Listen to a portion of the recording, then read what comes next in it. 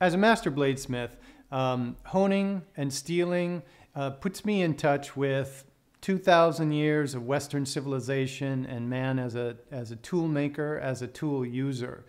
But you don't have to be a master bladesmith to be in touch with your tools, or to even use a bench stone to keep them sharp. You can learn this. It's easy, and it will put you in touch with your knives, which will give you a better relationship with the food and just make cutting a pleasure, which just adds to the pleasure of cooking.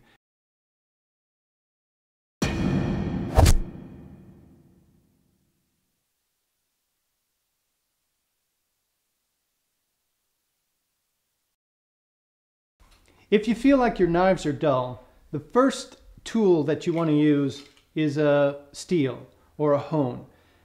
This is the first resource that you're going to use to bring the edge of your knife back. This is a regular maintenance tool. You can use this on a regular basis to keep your edge tuned up.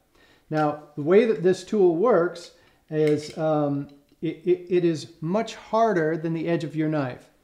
This tool can be used in this position, or you can steel away from you.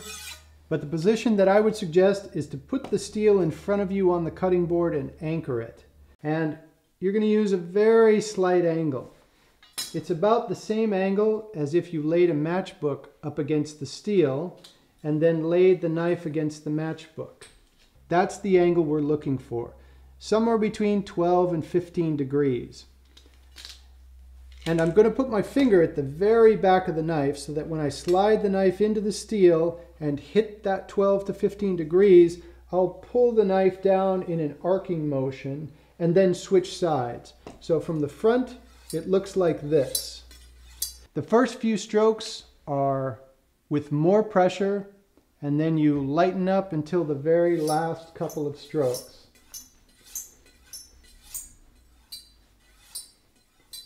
Generally, people don't use enough pressure when steeling a knife. So this is a great tool to help you figure out how much pressure to use when steeling a knife. This is an old postal scale, but you can use a baking scale. So grab the knife by the handle, press the blade on top of the scale, and press down until you hit 4 to 6 pounds of pressure. This is a good zone for steeling your knife on a regular basis. And what this is doing is straightening the edge out, aligning the edge. And when you get done steeling the knife, you should find that the edge is actually improved. Or you could use some vegetables. Oops. It's not necessary to hone your knife every time you pick it up. Sometimes I won't hone my knife for several nights and just be cooking, because I know at the end of the night it was still cutting well. I wash it, dry it, put it away. When I pick it up the next time and I go to cut, it's still cutting well. But as soon as I detect that it's not cutting well, then I'm going to put it on the hone and bring it back, and as soon as I cut, I expect to see a difference.